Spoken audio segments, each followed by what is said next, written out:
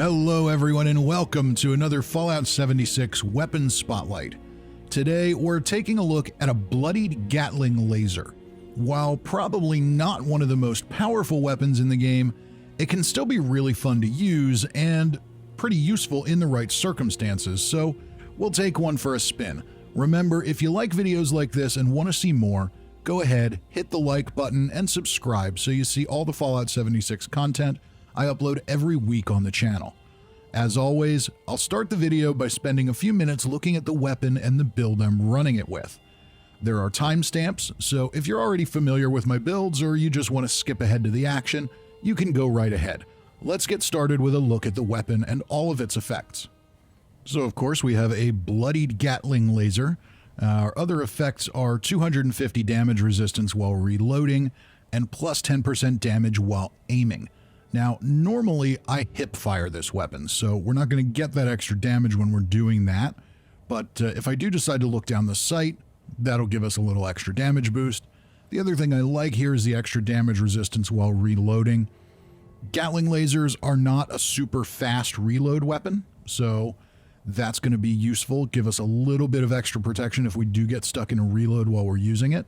Other than that, pretty straightforward stuff. We've got a true long barrel on it, which is going to help us with range and accuracy, a reflex sight, which just makes it a little easier to aim down sights. And in this case, I have no muzzle. I'm pretty sure there is a beam focuser mod we could get that would also help us with accuracy and range. But sadly, I don't have it, so we're just going to have to roll with it like it is. And I think that's okay. We'll get a pretty good idea what this weapon can do. Next up is usually where we run through mutations, but yeah, I actually forgot to record that, so we'll just have to take my word for it.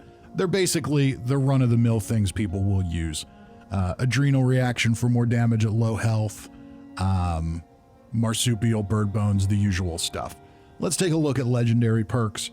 So we start off with legendary agility and charisma. Both of those are going to let us take more perks in those categories. That's really the whole purpose behind them. Legendary agility helps me in particular so I can take some AP refresh perks while also maxing out adrenaline.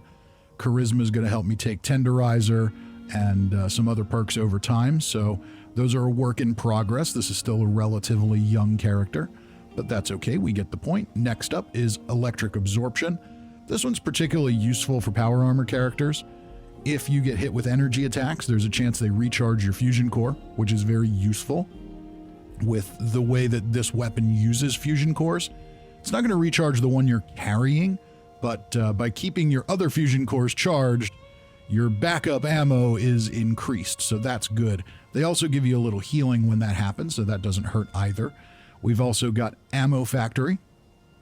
Now, I've given some thought to Ammo Factory here, and you know, I've had people tell me that I should remove it from most characters, just keep it on one, and just move ammo around, but the conclusion that I've come to is everybody else runs it.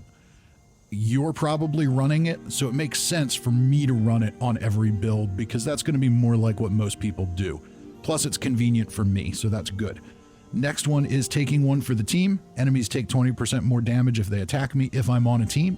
So even though I'm going solo, I'm going to do a public team, so that after enemies hit me, I do more damage to them. Works out pretty well for everybody. And last is legendary endurance once again, so I can take more perks in endurance. Pretty common sense, straightforward stuff. Let's take a look at the special build and our regular perks. You can see we've got 15 in strength, 3 perception, 3 endurance, 5 charisma, 15 intelligence, 7 agility, and 14 in luck. Under strength, we've got all our heavy gunner perks. Lock and load for faster reloads, bandolier to keep our ammo weight down. That doesn't affect our ammo for this weapon, but for other heavy gun ammo it does. And full charge lets me sprint in power armor and consume less fusion core energy, which again stacks up in the long run for a weapon like this. The better you are at conserving fusion core energy, the more ammo you have. Under perception, we've got glow sight, so we can do more damage against glowing enemies. Endurance, I've got 2 in fireproof, 1 in radical. That's going to give me more carry weight when I gate my low health with radiation, and fireproof helps with explosion damage. Under charisma, we've got inspirational and tenderizer. Tenderizer is definitely useful with a heavy gunner character. Inspirational, not really doing anything for me today as I'm going alone, but under normal circumstances, that gives you more XP. Under Intelligence, of course, we've got Nerd Rage for more damage and AP refresh and damage resistance at low health. Power User, Stabilized, batteries included, and Gunsmith. All of those things are going to help us do better damage with our heavy gun. Maybe better damage is the wrong way to phrase it. Stabilized is going to give us armor penetration and a chance to stagger with our heavy gun, so that we definitely like as long as we're in power armor. Power User is going to double fusion core duration, and that one does apply to the fusion core in this weapon. So instead of getting 500 rounds of ammo out of a fusion core, we get 1,000. That's very, very effective. For a weapon like this that doesn't do really high per shot damage and isn't great at armor penetration, that extra ammo really helps. It does have a fast fire rate, so we've got a pretty good DPS on it, but this is going to cut back on the number of times we have to reload and give us a lot more ammo. Very good indeed. Under Agility, 2 in Action Girl, 5 in Adrenaline. Adrenaline, straightforward, it's going to boost up the damage as we kill big mobs. It makes tons of sense, and on a lower damage weapon like this, it's vital. Action Girl, more AP refresh. Not a big VATS user with heavy guns, but when sprinting and things like that, it definitely comes in handy. So not a bad thing to have. And then, of course, under Luck, we've got Bloody Mess, One Gun Army, Class Freak, and Starch Genes, so we can keep our mutations and not suffer many negative effects. And I've also got Quick Hands. Bloody Mess is going to give us more damage overall. I know it's got diminishing returns at this point, but I still think it's pretty good. One Gun Army is going to help us cripple and stagger with our heavy guns, so also very useful. And the biggest one to me is Quick Hands. With Quick Hands, that gives us a chance at an automatic reload, and it does work for heavy guns, which is really useful because heavy gun reloads take a while. So if we can avoid those, that's a good thing. All right, I think we've got a pretty good idea what's going on with the perks. Let's jump to the Whitespring and kill some ghouls. All right, we'll head on inside. Now, the drawback to a heavy gunner, particularly a bloodied heavy gunner, is everything knows where you are very quickly, so close quarters can be challenging. We'll try to survive our way through here. So far, you can see how low the damage is on this weapon. Even though our Pip-Boy said 80-something, you can see that damage per shot is really low. That's not super helpful, but we're getting the job done. The advantage to it is that it has a really fast fire rate, so even though damage per shot is not high, we still can kill pretty quickly. All right, so far so good. If we can hit heads, that makes a big difference. And one of the other keys to this weapon, oh no, we're stuck in a reload. Am I gonna die? I'm probably gonna die. Okay, we're reloaded. Can we do it? Can we do it? Come on. Come on, come on, come on, come on. Nope. Nope. That is one of the drawbacks to this weapon, is unfortunately because it's a spinning weapon, because it spins up, you can't just spam stim packs. So if this were like a handmade, it wouldn't have been that big of a deal because I would have been able to just hit my stim pack button there and probably stay alive. But because this barrel spins, that's not really an option. So you have to hope to either get clear or get lucky. And in this case, I went with getting lucky and it didn't go in my favor. But you can see there, tears apart these enemies fairly quickly. We'll get our very, very valuable tin cans. Anybody hiding behind the pool table? Yeah, there you are. Since Steel Dawn, that one's been kind of hit or miss. Sometimes that ghoul's there, sometimes he's not. But so far, we're okay. And we'll do a little stim there. So once your barrel stops spinning, you're in power armor, you can take a stim pack and there's no animation, and that's good. But if your barrel's spinning, that doesn't work. And the spinning barrel is one of the other drawbacks to the weapon. You can't just hit the trigger and fire. You need to spin up the barrel a little bit, so you can't just instantly hit things. Like right there, that guy got a shot on me even though I was holding down my trigger. But normally, it's not too much of a problem. We'll head to the back here and see who else is hanging out. Looks like we've got a Wendigo in there. See if we can take out these guys. Not bad. Hello. Goodbye. You can see once adrenaline gets going, you get a little more damage per shot, and that's very helpful. And because of the spin up on the barrel, the other thing that's useful to kind of get used to with this weapon is remember that it's not about conserving ammo. Just hold the thing down. Hold the button down and keep shooting if you think something else might be coming at you. And that's something that I need to get better at too, because I'm so used to trying to use really good trigger discipline and conserve ammo. So that's definitely a different thing for me with a heavy gunner, but I'm getting used to it. Let's go see what's outside. And it looks like we're in the clear. I don't think there's anything out here. Nope, nothing out here. Let's head to the deep and go see what happens when we shoot this thing at commies. All right, we'll make our way up the catwalk and get ready for some liberators. Easy enough. And here's where all those staggers and cripples come in handy. Kicks those guys back so they can't jump right back at us. And the commies take a pretty decent amount of damage. We'll wait for our gun to stop spinning so we can stim. Easy enough. You die now. More liberators. Liberators have a pretty decent amount of armor on them, and that's not very nice. The commie ghouls seem to take a pretty healthy amount of damage. They're taking a lot more damage than the ghouls at Whitespring did. That's interesting. Oh, yeah, that's right. That's because they're shooting at me. They're shooting at me, so they're taking more damage because I've taken one for the team. We'll head up the fire escape for the missile sniper, but first we'll take you down. Take advantage of that extra damage while aiming. So you can see that with a weapon like this, you know, you can aim it and it's not bad, but it's very easy to just hip fire it too.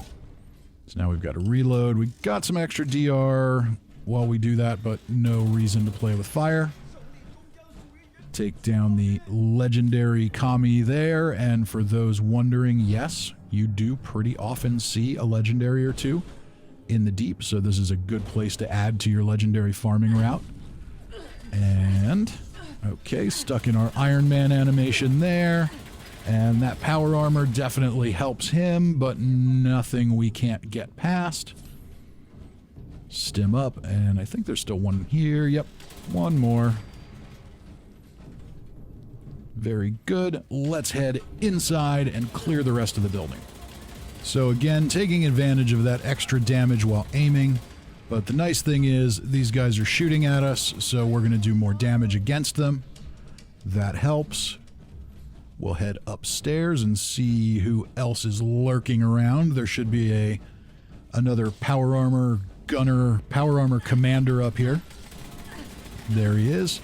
Go ahead, guys, shoot me. Shoot me, shoot me, shoot me. It only makes it worse for you. And I think that's it.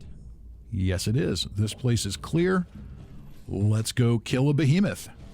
So far, this weapon's working pretty well. You know, like we've observed, doesn't do the most damage per shot. You've got to hit your enemies a lot of times, but with perks that double your ammo capacity, with fusion core duration and all that, that's not necessarily a bad thing. So now we've got a lot of distance between us and the behemoth here. You're seeing 25, 26, 27 per shot. Tenderizer is definitely helping us do a little more damage. Even at that long range, it took a lot of shots to take him down. Definitely not as efficient as some other weapons out there, but nothing we can't handle as long as we're kind of tactical about it. All right, now we'll head back down by Watoga, take out some robots at the fire base, and look for some Scorched and a Scorchbeast. So we use VATS to kind of find them, but you can see I don't have the AP for sustained VATS fire with this weapon. But when we're out in the open like this with all this brush and it's hard to see things, that definitely helps a little bit to use VATS here and there. So again, you can see not a lot of damage per shot, but nothing too terrible. As we build up adrenaline a little bit, we do more damage, and Scorchbeast is politely landing. Get some headshots while we can. Oh, he's still on the ground. Okay, can we get him? Nope, we're gonna have to reload. And in the time it takes to reload, he's gonna fly away. Not that surprising. All right, where are you guys at? Let's kill us some more Scorched. Boost up that adrenaline again. Kind of strafe fire across the two of them. Remembering that ammo efficiency is not the name of the game here. We've got plenty of ammo to throw around. These fusion cores last forever. So we can just keep spraying energy bullets as we go. And it looks like another Scorched found me. Oh, two more. Okay. We'll do the strafe again and hope we can get some staggers. You're still alive. And so there again, don't stop shooting. Keep firing. I think there might be one more hanging around here, but I'd like to take this guy down. There we go. Yep, there's another one. Are we all clear? I think we're in the clear. Let's head to Huntersville. No, I hear another one. There's another one around here somewhere. There's the gunfire. Where you at? Okay. So there's new VATS. If you can't hold it, it will jump right off. But you can still use it to kind of scope out your targets a little bit. Now I think we are definitely clear. I'm going to drop some scrap, and now we'll head to Huntersville. We'll start off with some floaters, as usual. Okay, you guys need to die. Oh, come on, go down. There we go. All right. Don't get in the poison, Fisty. Stay away from the poison. All right, there we go. Not too bad. Took a little longer to kill them than I like, but after fast traveling, you don't have adrenaline, so that explains that. We'll just head up the road into town and try not to get ourselves killed here. This hound has loved to hide right there the last few times I've run through here, and I have a tendency to get stuck on that tank. So we want to avoid that. And you. There we go. So here's where taking one for the team really comes in. After your enemy's attack, you do more damage, as we've seen. So that's really helpful for enemies like these that shoot at you from a distance. You can see that we're doing as much or more damage per shot to these heavily armored super mutants than we did to ghouls that don't have any armor, because these guys have shot us first, so that's useful. And we need to make you go away before you bite my head off. Almost done. Let's get out here into some safety. So it does take a second to kill with this thing. And because of that, you don't want to go in up close, guns blazing, if you can avoid it. We'll head upstairs. Good idea to try to leave a little space between you and your targets when possible. Not really possible here, but that's okay. We know what we're getting into, so we're all right. And we'll run up and finish off the last of the Huntersville super mutants. And then we'll talk about some conclusions on the weapon. What do I think? Is it good? Should you use it? We'll find out. Okay, one more, and there he is shooting a laser gun at me with no animations. Easy enough. Fast-firing weapon takes him down. Let's talk about what I think.